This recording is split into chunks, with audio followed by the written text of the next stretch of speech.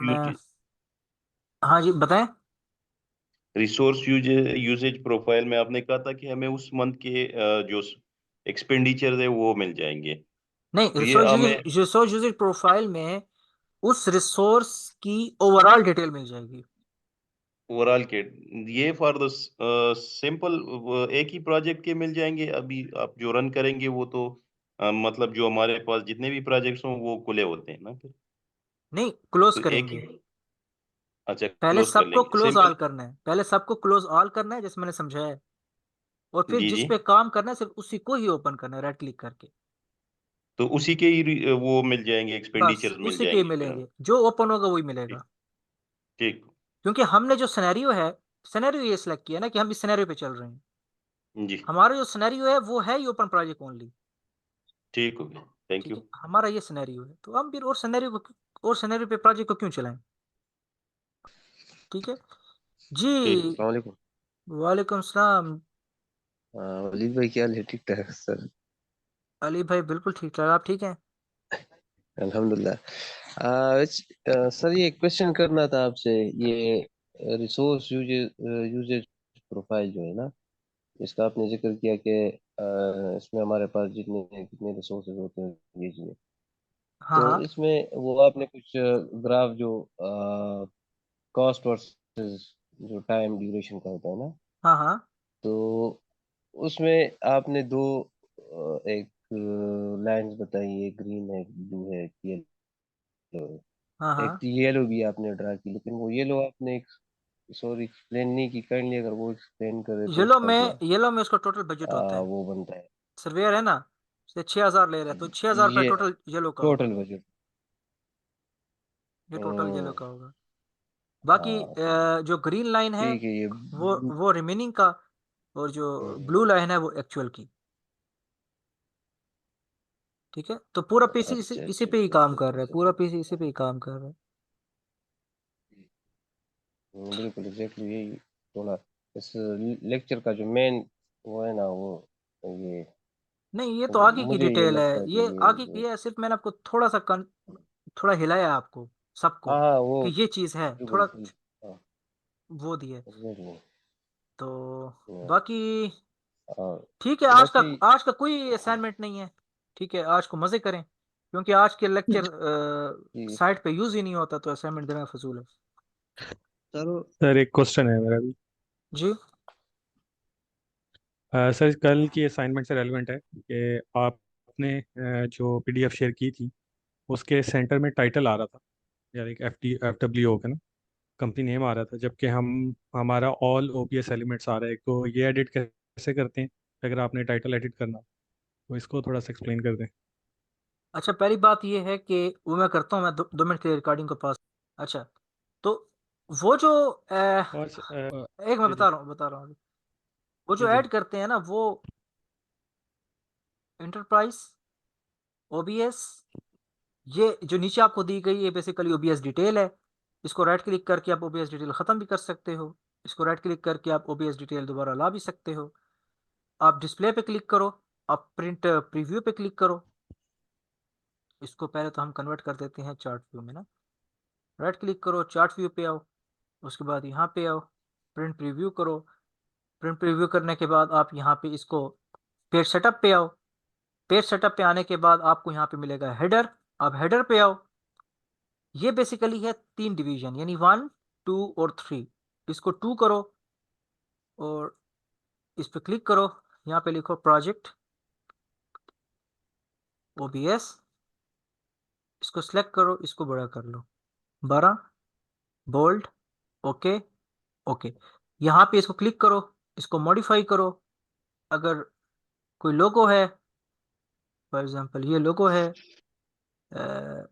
कुछ भी हो सकता है, डेस्कटॉप, फॉर एग्जांपल ये लोगो है। ठीक है, इसको ओके करो।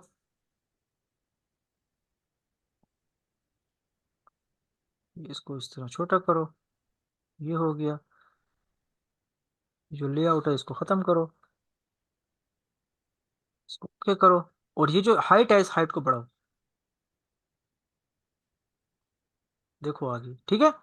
तो ऊपर देखो प्रोजेक्ट का ओबीएस नेम और प्रोजेक्ट की जो लोगो था वो यहाँ पे आ गया। तो इसको राइट ठीक है क्लिक सर, करो और अब बेहतरीन हो इसका गया। इसका प्रिंट निकाल लो। तो ये मसला नहीं है, ये इजी है, लेकिन ये चलें कल शायद नहीं समझ। देखें आप लोग सब ने क्या करना है, जितने जितने भी आप लोग बैठे हैं क्लास में, जो ऑलरेडी P6 पे काम कर रहे हैं, मैं वो तो बिल्कुल मतलब फिलहाल P6 को कुछ भी ना करें, क्योंकि हो सकते हैं उनके प्रोजेक्ट्स पड़े हो अंदर ना। लेकिन जो काम नहीं कर रहे, आप P6 ओपन करोगे तो P6 ओपन करने के बाद ये राशिद भाई आपके लिए भी है, आपको जो पासवर्ड भूल गया आपको यहाँ से रिकवर हो जाएगा। रिकवर ना भी हो तो फिर आपने एक नई डेटाबेस बना लेनी है।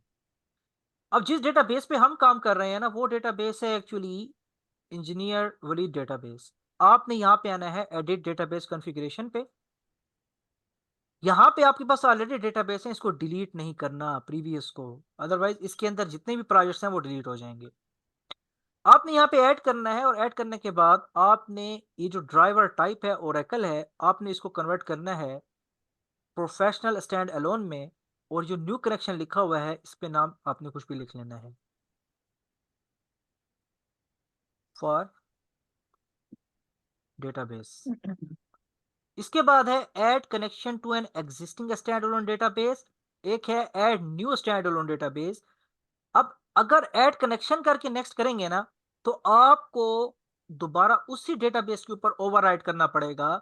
जो आपकी, याद रखें इंटरव्यू का क्वेश्चन भी इंटरव्यू में पूछा था, ये पूछते हैं, जहां आपने जहां पे डेटाबेस पुरानी पड़ी है, अगर आपने ऐड कनेक्शन किया और इसी ही डेटाबेस को अगर आपने दोबारा उस पर क्लिक करके सिलेक्ट किया, तो आपके प्रोजेक्ट रिकवर हो सकते हैं। लेकिन अगर आपने सिलेक्ट किया ऐड न्यू कनेक्शन, इसका मतलब क्या है कि आप इन डेटाबेस को खत्म कर रहे हो। Add new standalone database and connection, आप यहां पे नेक्स्ट करो। उसके बाद आप यहां पे कोई पासवर्ड दे दो।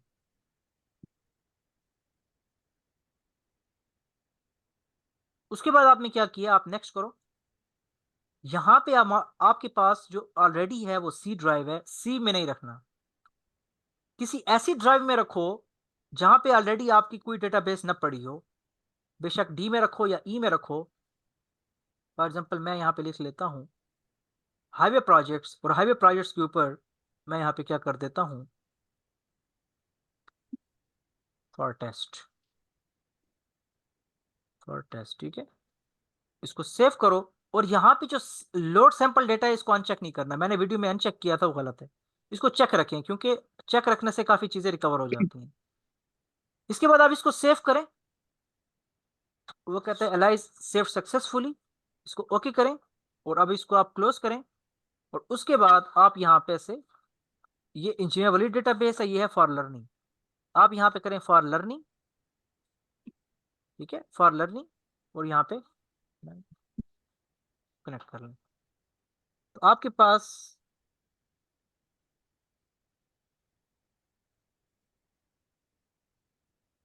फॉर डेटाबेस ये था। अब करें, अब इसको कनेक्ट करें, तो अब देखें आपके पास जो डेटाबेस है वो अब आपके पास यहाँ पे ओपन हो गई है, ठीक है। ये है the enterprise industry for your organisation that has not yet been selected, कि यह इंडस्ट्री अभी तक आपने सिलेक्ट नहीं की, इसको आप सिलेक्ट कर लें, ठीक है। कैसे सिलेक्ट करेंगे, simple is that, admin, admin preferences, industry, engineering and construction, close, okay, बस।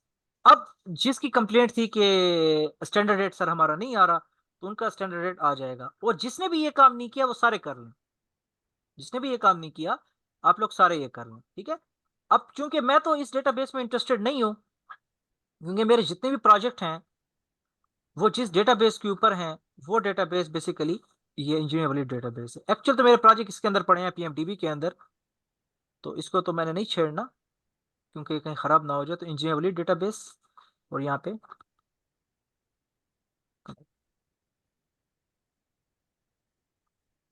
तो अभी जो मेरे पास डेटाबेस ओपन हुई है वो कौन सी है, वो इंजीनियर डेटाबेस है। आप एक काम करें, आप लोगों की जो असाइनमेंट है वो ये है मैं आपको दे देता हूँ। आप लोगों की असाइनमेंट क्या है कि आप यहाँ पे एक डेटाबेस बनाएं, आप लोग ने बनानी है, और उस डेटाबेस में आपने क्या लिखना है,